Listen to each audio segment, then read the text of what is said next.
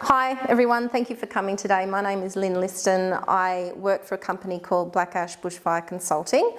I've been in the private industry for about a year and a half now, but prior to that I had 16 years working with the Rural Fire Service. So I know a lot of the lingos and a lot of the acronyms and everything.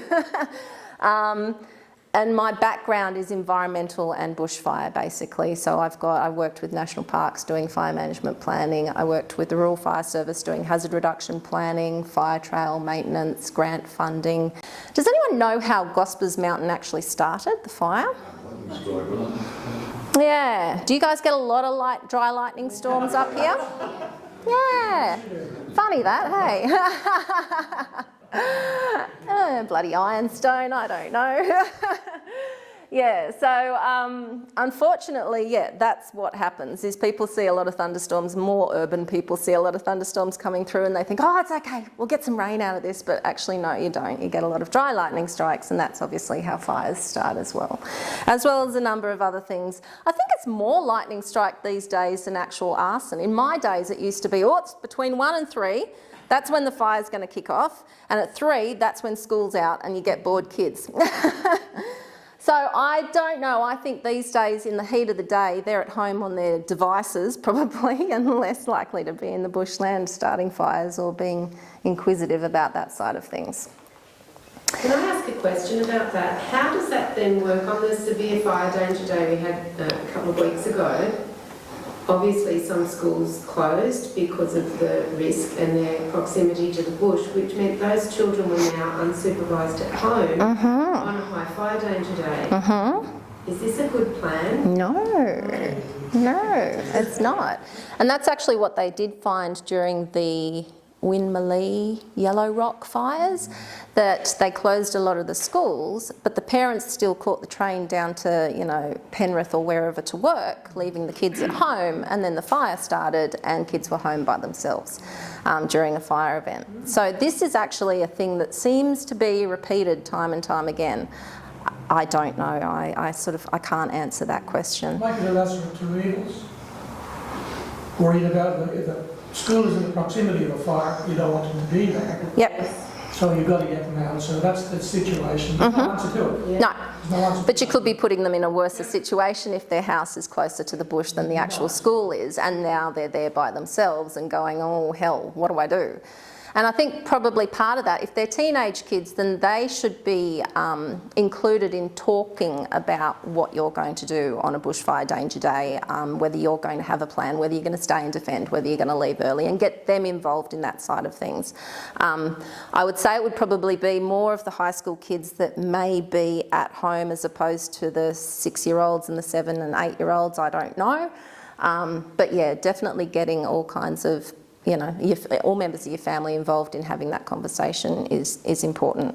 And it's important from that perspective to try and eliminate any sort of issues that happen when schools are actually closed. Okay, so we're going back to the science room and we're going to learn about fire, because part of understanding fire is learning how it's made up and how it reacts. So we've got the fire triangle, and I actually did have an actual manual timber one that I used to do in front of the kids, and I'd light the fire. Like, I had little pina colada umbrellas and they were the forest, and I'd light them and they'd be like, oh, wow, and then I'd go, watch the sprinklers though, because they'll probably go off, and then they go, ah. So anyway, I digress. So the fire triangle is made up of oxygen, heat and fuel. Break any one side of that fire triangle, the fire goes out. So RFS, put water on it, or we put water on it, and that breaks the heat side of the fire, cools the fire goes out. In terms of oxygen, we smother a fire. What can we smother a fire with? Yeah, foam, dry chem extinguisher, fire blanket, sand, soil. I'm obviously not talking about a kilometre fire front of fire. Quick, get your shovels out.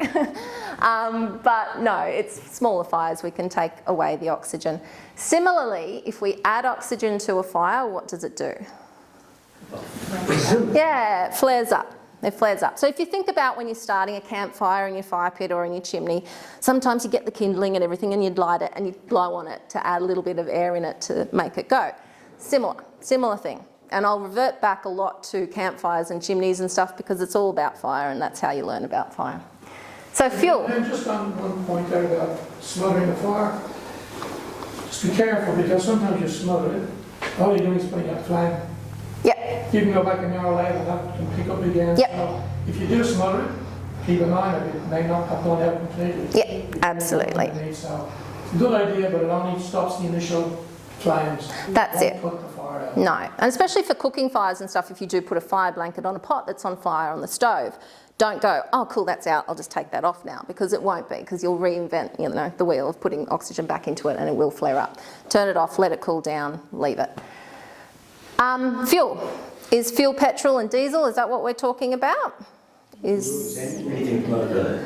Fuel is anything that can burn. Awesome.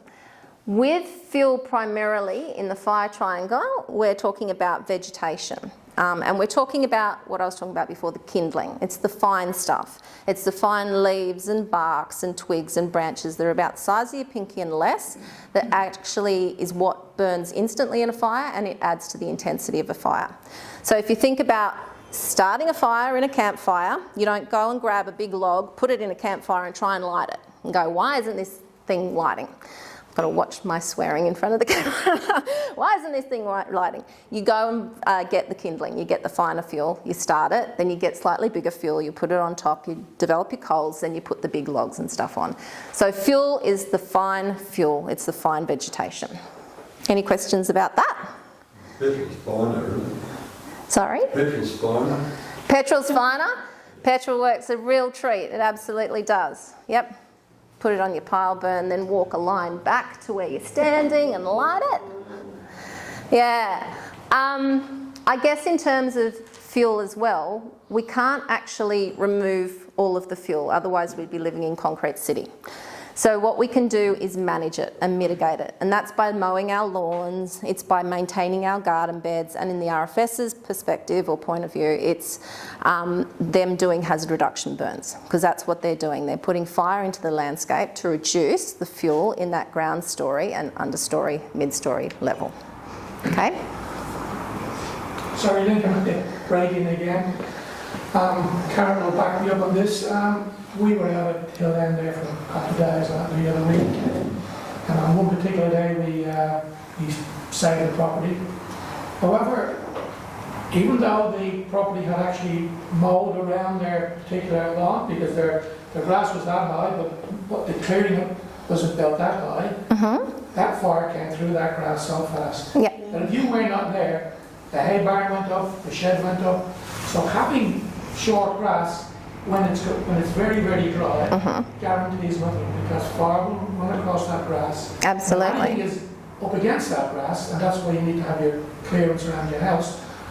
I couldn't believe how fast it came and the damage it did, and we were running around like blue-ass flies, chasing fire all over the place. Yeah. So don't think because your grass is mowed that it's safe. It's just safer. Absolutely. And whose grass here in anywhere from probably 2017 through to 2019, whose grass was green? Mine wasn't. It was like hay. It was orange, yellow. Yeah. So you can imagine. And it's quite funny you say that actually, Henry, as well, because up until a few years ago, grassland wasn't actually considered bushfire-prone vegetation that you needed to actually go through the process of when you submitted a development application for a new building.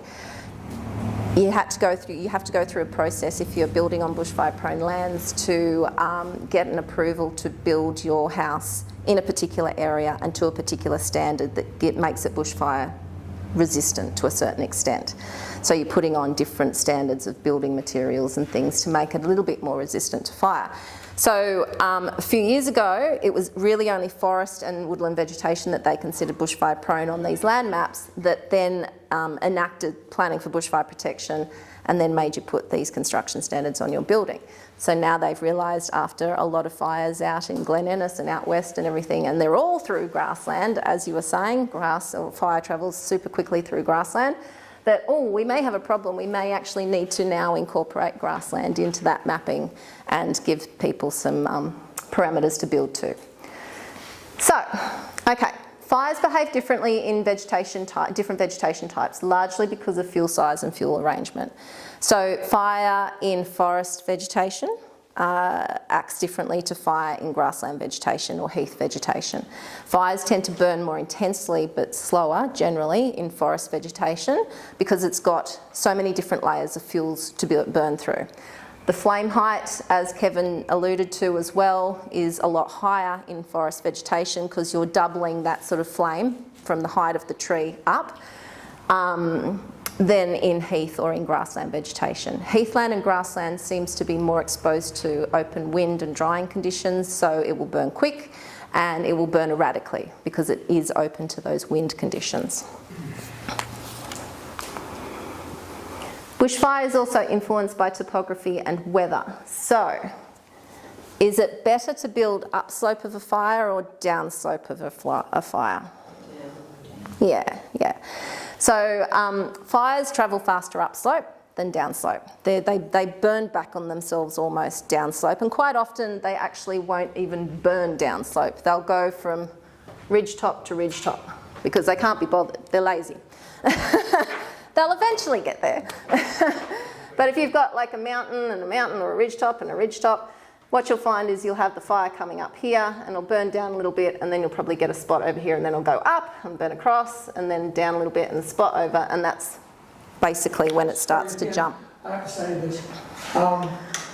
When we were out there the other week, we were sitting at the top of the mountain watching the fire come over the rise. Clarence and were asked to go to the bottom of the hill and defend our property. What we did was, we went down the bottom of the hill at the rate of speed that we would do for a bushfire. We no sooner got to the bottom and we were out of sight of the fire behind that farmhouse, one of our members said, fire. It had come down that hill, the grass had come down that hill so fast, it would never happen in a bushfire. The grass fire, the speed that it came down at, so if you got grass around your property, it's going to go very fast. We were frightened when it hit us. We didn't know. You didn't expect it. 15, 20 minutes to get ourselves ready, put all our hoses and be prepared for it. Now it hit us within the time it took us to get in position, and it come down and hit us. And it's downhill. Big hill. And what actually probably happens is you're getting this, oh God, I've just destroyed your pens. You're getting this fire sort of coming up here. It's burning down, it's kind of burning back on itself, but it still produces wind and embers that will drop basically, and it burns up. So it's kind of doing this cyclical thing like this. And that condition in grasslands is obviously more exacerbated than in forest vegetation because it is open and it's vulnerable to the wind that's being created by the fire as well. For every 10-degree increase in slope, you can't really see it there, sorry, it is a bit. For every 10-degree increase in slope, a fire will double its rate of spread. So that's the general sort of ruling. Aspect is another thing that influences bushfire. What we were talking about before, where do the fires come from? That's what all the cockies say. It always comes from the northwest. North, south, west, east. They always come from here. It doesn't come from here. Nah, rule that out. We don't need to do anything with vegetation over there. It always comes from there. So fires obviously start coming from that direction. Why? Because that's where our hot, dry, northwesterly winds come from. So you have westerly, northwesterly winds coming from here. You have westerly winds coming from here. The worse the winds are when you've got a fire under a southerly buster, and you've not only got a westerly kind of an aspect, but you've also got a southerly buster added to that. So you've got stronger wind conditions. So anything from that sort of north to south elevation is a worse aspect than over here, but it's not to say that fire won't happen and come from this direction or this direction either. Is the sun hotter in the morning or in the afternoon? So fire, the sun's obviously hotter, the setting sun, hotter in the afternoon, drying out the landscape, drying out the vegetation on that westerly facing aspect as opposed to an easterly facing aspect. And that changes the vegetation type. It makes it dry, it makes it more open, more exposed to air, and more exposed to fire. Weather. So do we get more fires in winter or summer? Easy. So the bushfire danger season starts on the 1st of October and goes through to the 31st of March unless the Commissioner of the New South Wales Rural Fire Service decides to bring it forward or extend it due to drought conditions. And it coincides with bad summer, late spring fire weather, basically, and even early autumn fire weather. I mean, we've been reaching degrees of 30-something down in Sydney. I'm not sure what you've been getting up here. We got 33 up here. Yeah, so there you go. Are we expecting an extension of the risk period, given that it's now the end of March? I don't think so, but don't quote me on that. Don't know. I don't think so, because we've also had rain with that as well. If it was dry and hot, but it's been hot and humid, and a bit rainy and a bit cooler and wet overnight in the mornings, and yeah, so probably not at this stage. And the RFS obviously tend to do more of their hazard reductions when it is that sort of cooler period, but not so cool and damp and wet that the vegetation won't burn. So they have that sort of window of opportunity, which is really, really tiny most of the time, in that sort of late autumn, early autumn to early spring sort of period. Have you guys got any burns on the program? You don't need to, do you? No. There's a few spots up in Grand Valley View and that could be done, but weather's not right and Yeah. price is not right. Yeah. With burning and with that whole side of things, not only have you seen fire not so many years ago, but there's certain environmental considerations that need to be taken into consideration that basically work off the time it takes for the vegetation to grow seed, to set seed, to mature and to age out. So generally with a forest type community, and it's all dependent on what type of forest it is, whether it's blue gum high forest or what it is, but the minimum burning period for that sort of life cycle of a plant to happen is 7 years.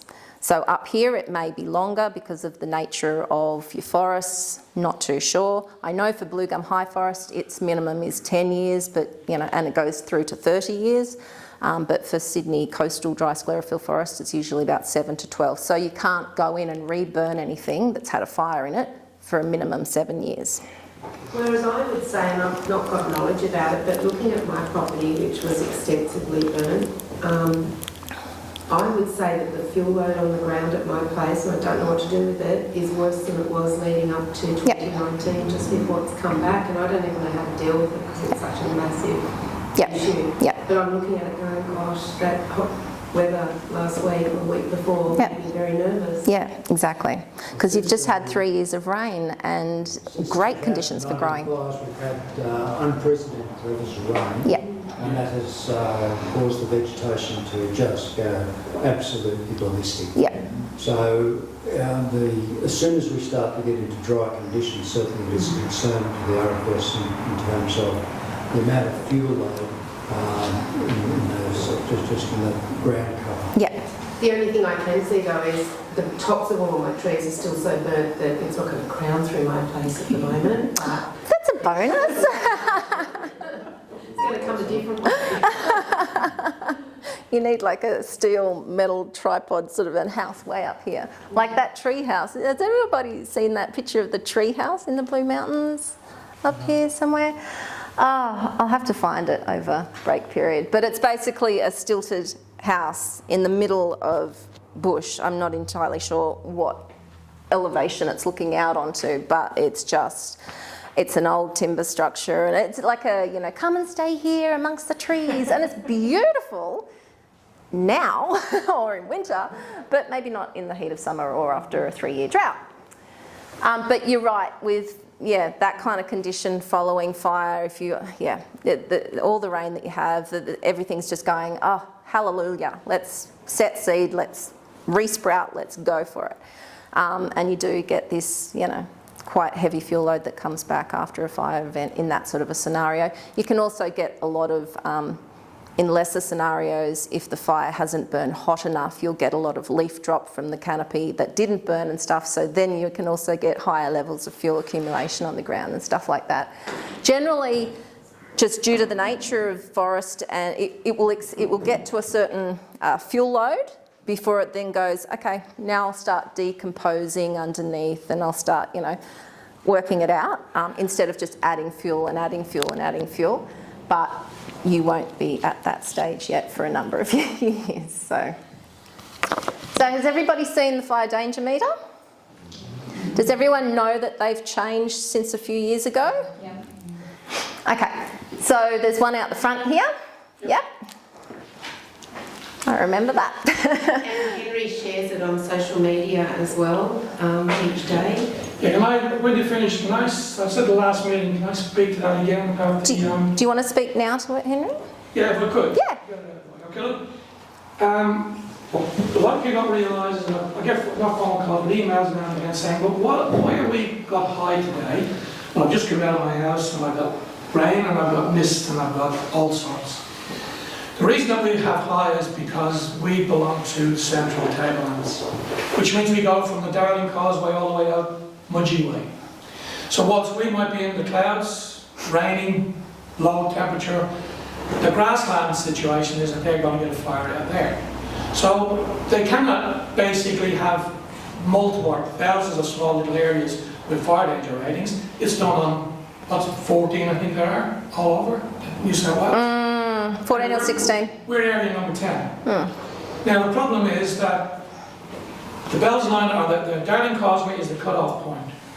Going the other way, on a day when the Blue Mountains has a very high or a high fire danger, we might have a low fire danger. People in Clarence and Dargan should realise that we're more aligned to the Blue Mountains fire danger than we are to the central tablelands. Because once we're low here, their class has been high over there. So my suggestion is that when you see this, think about what the Blue Mountains are, because we're closer to the Blue Mountains than we are anywhere else. Yep. Don't just say that because we've got dry area here or wet area here, that it's not dry somewhere else. Can we get ourselves changed to that, Henry? No, we cannot. We're central tablelands and that's the way we are. Even Blue Mountains, they go all the way down to Penrith. Yeah. They're going to follow that through. So, yeah, as I said, we put on social media, we change our fire danger ratings every day that we can. I know for a fact that if the fire danger rating is going to go higher, that sign will always be changed.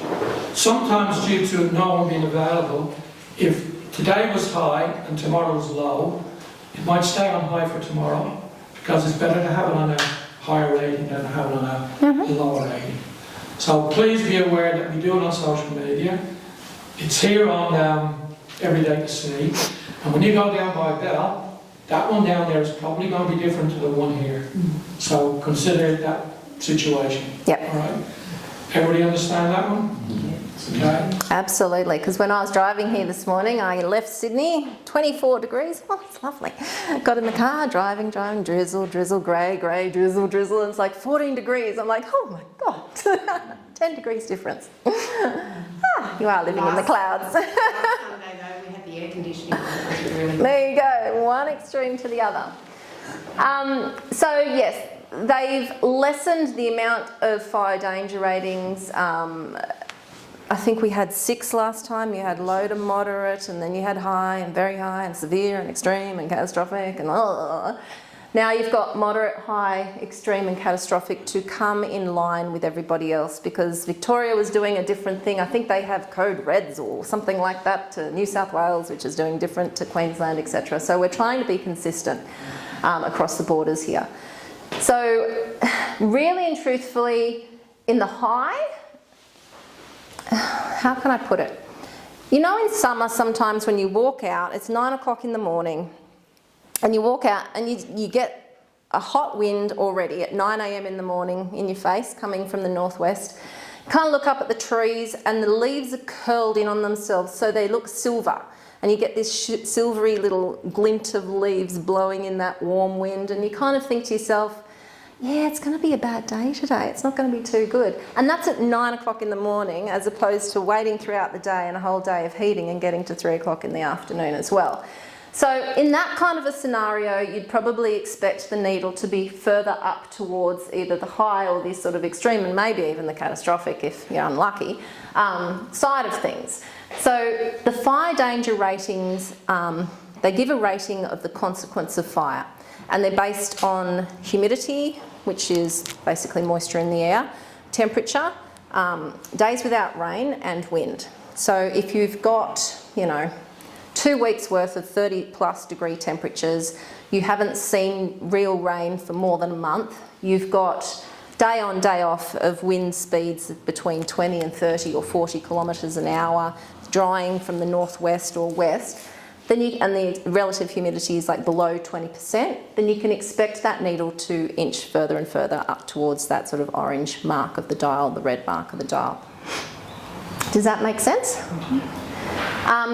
Generally, the messaging behind extreme is unless you've designed and constructed your home to withstand a bushfire and you are prepared to the nth degree, the messaging from the Rural Fire Service is to leave early. Catastrophic, all bets are off. So catastrophic, a fire is very unpredictable. The fire danger index is it's 100, and I don't think we've had too many catastrophic days actually experienced in New South Wales for a long time. Even 1920, correct me if I'm wrong, but I think there may have been... I know, I say 1920, I don't mean, in the old era. I mean 2019, 2020. I think we only had like maybe 2, 3, I'm not even, very minimal catastrophic. So catastrophic is real doomsday sort of conditions, so leave early is the messaging. No house or person can withstand a fire to that extent. This is Larry. I used to work with Larry. Larry taught me everything I know. I love my dear Larry.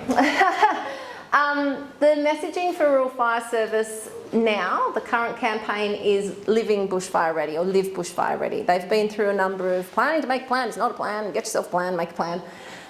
Get ready. Now it's Living Bushfire Ready, because they understand, you're living with it every day. You want the beautiful aesthetics of living near bushland, then you've also got to realise that bushland can carry fire. Know your risks, understand your threat levels, and prepare yourself. The campaign that has run with Live Ready and has run with Rural Fire Service for many, many years now is Prepare, Act, Survive. So prepare yourself, prepare your property and your bushfire survival plan, and understand how bushfires behave and know your level of risk. Act on days of high fire danger and on alert levels and triggers, and then survive the fire as it passes. So in order to live bushfire ready, you need to know and understand your level of risk. Can everyone see that little snapshot on the right-hand side, what the words are? It says, what could possibly happen in such a beautiful place? We'll build here, Tinderbox Valley. And then it says, caution, wildfires imminent. I like that little skip. But, it just puts it in front of you in terms of, yep, it's beautiful, we want to build here, but we just have to take the necessary steps to help protect ourselves and our family. And I think that is a picture on the left-hand side, that is of somewhere up here, Bell, I think it is, somewhere in Bell. And we also have to be allowed to do the necessary measures as well, because I know many years ago I was trying to clear trees from around my house, and I had council rangers come up and, well, I got in trouble for clearing the trees. Yep. So at different times we haven't been allowed to do it. I would challenge them to stop anyone at the moment, but that time will probably come again where they'll start saying, no, you need to stop clearing. Yeah. So I guess they get confronted with, I'm trying to clear trees from a bushfire perspective to save my home, and then they actually get physical developers, land clearing, etc. So they obviously have to know where to draw the line. With veg management, after the 2013 fires, I believe it was, the government basically said, well, that's enough, no more red tape, people need to manage their properties from a fire perspective, they need to be able to clear. So they came out with this 10-50 vegetation clearing policy. Has anybody heard of that? You've heard of it, obviously. So basically, for those that haven't heard, it gives you the right, well, without approval, and provided you're eligible, to clear 10 metres out from the external wall of your home, clear trees and vegetation, and then 50 metres out from the external wall of your home, you can clear or manage the shrubs and the ground covers, but not the trees. So 10 metres for the trees, up to 50 metres for the other stuff, the other scrubby stuff, on your property, unless your neighbour has signed an agreement to say, yeah, you can clear it under that on mine, that's fine. The way you work out if you're eligible is to go onto the Rural Fire Service website, and in the search engine you can put in 1050, and then you put in your address, and it will do the necessary checks and balances on your property to work out whether there are any environmental constraints or anything on your property, which may be you're within so many metres of a creek bank, you have an EEC or an endangered ecological community